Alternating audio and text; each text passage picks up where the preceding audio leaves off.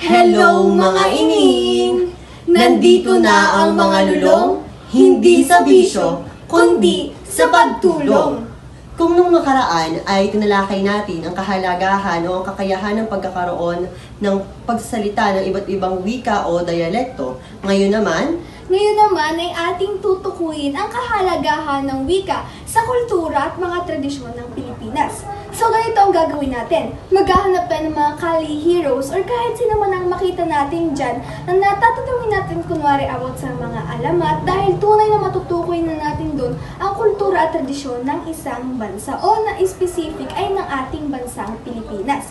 So let's go! samahan nyo kami.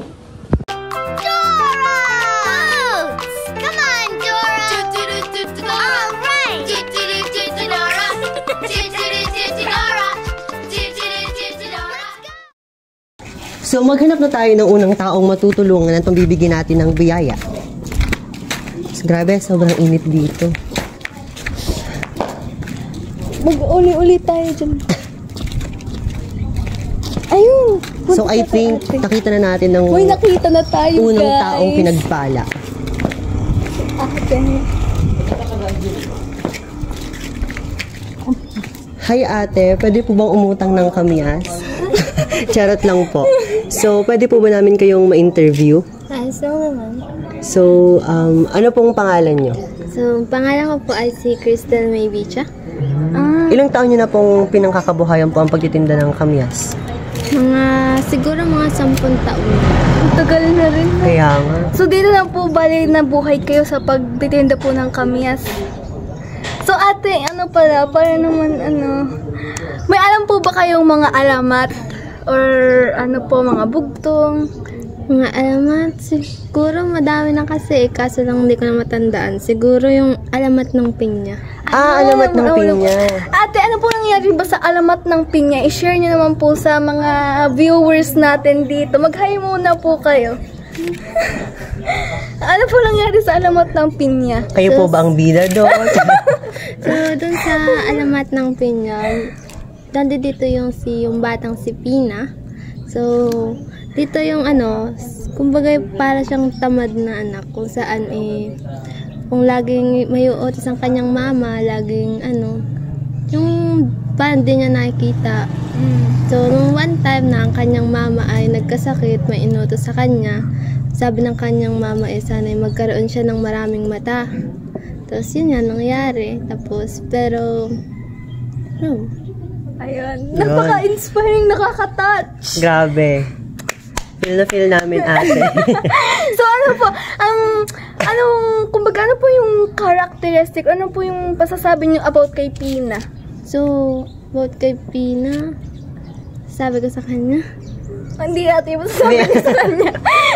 Ano masasabi niyo kay Pina? Or ano na lang po yung mga kultura, tradisyon na makakikita nyo po doon sa alamat na yun na nangyayari po dito sa Pilipinas.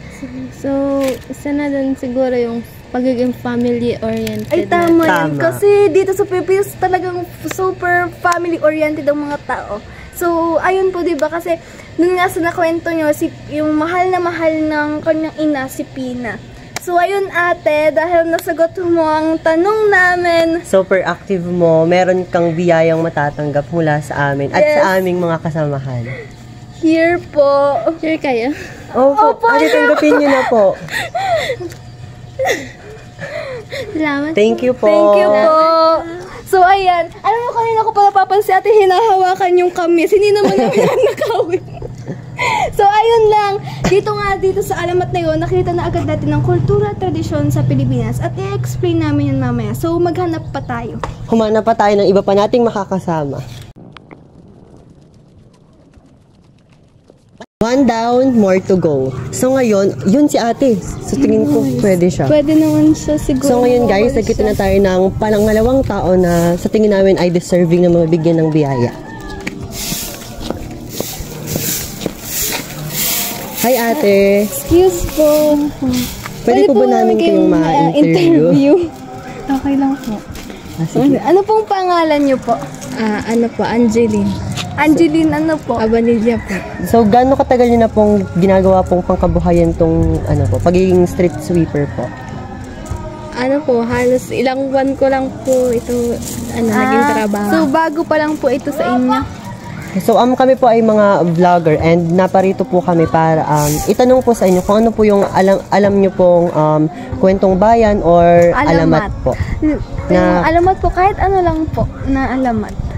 Ang aking pong alam na alamat ay alamat po ng Bayabas. Alamat ng Pwede nyo po bang i-share po sa ating mga... magkaya po mga pa kayo sa viewers natin. Pwede nyo po bang i-share sa amin kung ano pong story po nung alamat ng Bayabas? Sa pagkakatanda ko po, ang nangyari po dun sa alamat ng Bayabas ay mayroong isang kaharian po mayroong pong isang kaharian tapos may isang hari po na ang pangalan niya ay si Haring Barabas. Tapos po siya ay mayaman at madaming ari-arian at mga bagay. Ang mga tao ay sumasamba sa kanya. Tapos ang mga gamit ng mga tao at mga pagkain, prutas ay ibinibigay sa kanya. Tapos may isang araw ay may isang matandang ermitanyo na nagpunta sa kaharian ni Haring Barabas at humingi ng kaunting tulong. Ngunit si Haring Barabas pala ay isang madamot na hari. Hindi niya binigyan kaya pinarusahan siya. Pero ate, pwede nyo po bang i-share po sa amin kung ano po yung sa tingin nyo pong kultura at tradisyon na ipakita po dun sa alamat ng Bayabas po? Ang kultura at tradisyon na masasalamin sa alamat ng Bayabas ay tungkol sa pagbibigay ng parusa sa mga nagkakamali. Sa mga Pilipino, nakagawian na kapag nakagawa tayo ng kasalanan ay binibigyan ng parusa o leksyon. Ayun, oo nga. Tapos makikita rin natin yung pagsamba. Di ba? Kasi Tama. yung may mga sinasamba tayo, yung mga pananampalataya natin. Kasi si Haring Barabas sinasamba. So nakita din natin yun. So kaya pala yung Bayabas, may crown na siya sa ilalim. Grabe ate, sobrang legit ng info mo. So ayun ate, dahil nasagot niyo po mga katanungan namin, meron po kayong kaunting biyaya po sa amin. So ito po, kaunting tulong. Deserve niyo yan ate. Thank you po. Ayan. Thank you po. Hi po muna kayo sa viewers natin. So ito po si Ate Angeline. Siya po isang street sweeper and ilang buwan niya na daw po na to. So nakaka-amaze na yung tayong mga Pilipino. Alam pa rin natin yung mga kwentong bayan, yung mga alamat, and nakaklasify pa rin natin yung kultura at tradisyon na meron doon. And at least nakikilala pa rin yung mga alamat na sa tingin natin is parang napaglipasan na ng panahon. Thank you ate. So thank you ate. Bye-bye po. So ayun guys, maghahanap pa tayo. So yan, nakadalawa na tayo. So humana pa tayo ng isa pang mabibigyan ng ating biyaya. Feeling ko deserving ko. Hello po. Magandang araw po. Pwede po ba namin kayong ma-interview? Sige po. Pwede po kami pumasok. Sige po, pasok po.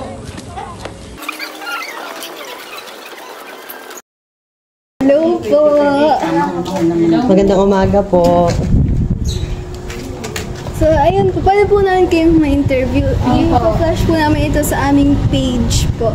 Ano pong pangalan niyo po? Casey Perez po. Ako naman po si Gretel Angeline Jackson. So, ilang taon niyo na pong ginagawa pong pangkabuhayan ang pagtitinda po ng mga merienda po? Si Casey na lang po. Siguro po ay 14 to 15 years na po. Tagal na rin. Yes po.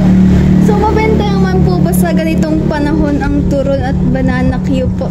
Mabenta naman siya lalo na sa hapon kasi ginagawang merienda. Opo.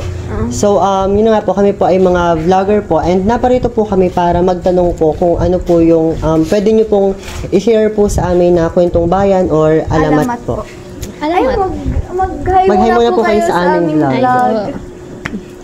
So, ano pong alamat po ang pwede nyo So pong sa i-share? pagkakatanda ko, yung bukod sa alamat ng pinya, ay yung alamat ng makahiya. So ang kwento nun, meron isang batang dalaga na nagngangalang Maria. Sobrang mahinhin siya, mahiyain at makabuting bata. So isang araw, mayroong dumating na mga tulisan sa kanilang baryo. Tapos sobrang takot niya na madakip siya at may magawang masama sa kanya, ay humiling siya sa mga Diyos na itago siya, tulungan, at natupad naman iyon at naging isang halaman siya na tinawag na makahiya. So ang kulturang masasalamin doon para sa akin ay yung pagiging mahiyain ng mga dalagang Pilipina noon at saka yung pagiging mga pagdarasal lagi at pananampalataya sa Diyos. Ayun nga. Kasi nga, syempre, nung unang nun, talagang mahiyain. Kumbaga natural na yung pagiging mahiyain.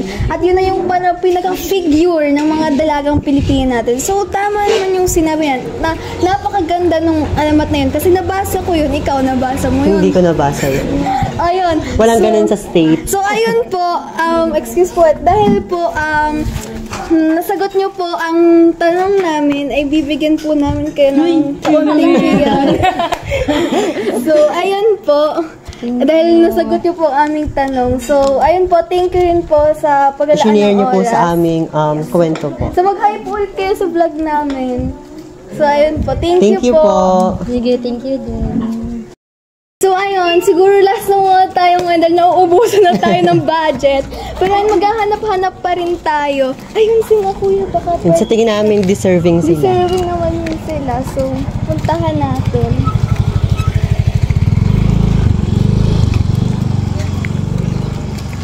Hello po, magandang hapon po. Magandang hapon din po. Pwede po ba namin mahingi po ang inyong pangalan po? Ako po si Renz. At Ako po si Nerik. So ayun po, pwede po ba namin kayong i-interview? Kami po kasi mga content creators or vloggers. So ayun, mag-hi muna po kayo sa vlog namin. Hi po. so, volunteer po ba kayo ng barangay? Opo. Ilang years nyo na pong Ginagawa po yung pag-volunteer. Cheers po. Masisipag. So yun na nga po, kami po ay mga vlogger po and naparito po kami para hingan po kayo ng panayam about po sa pwede nyo pong i-share po sa amin na kwentong bayan or alamat po. Alamat po. Meron po kaming alam na alamat pero ilan lang po sa akin. Ano po yung pwede nyo pong i-share po sa amin? Pwede po ba mag-share kahit isa lang po? Alamat po tulad po ng alamat ng Lanzones. Yung flow po nung alamat ng Lanzones. Okay naman. Yung kasi kinuwento lang sa amin ng mga ninuno na namin na nung kapanahonan daw nila may hinahabol daw sila na magnanakaw na sumilong sa gantong punong kahoy. Siguro dahil na rin sa kapagudan, naghahanap yung magnanakaw ng maiinom o makakain. Kinain niya yung bungang kahoy. Hindi niya alam kung ito ba'y nakakalason o hindi. Yun ang pagsanhi ng pagkamatay niya. Tapos doon siya mismo nilibing sa punong kahoy na pinagkamatayan niya. Tapos noong pagkalibing noong magnanakaw, biglang may nakita sila na lumitaw na makintab daw na nakakulay puti. Hindi nila mawari kung ano yun.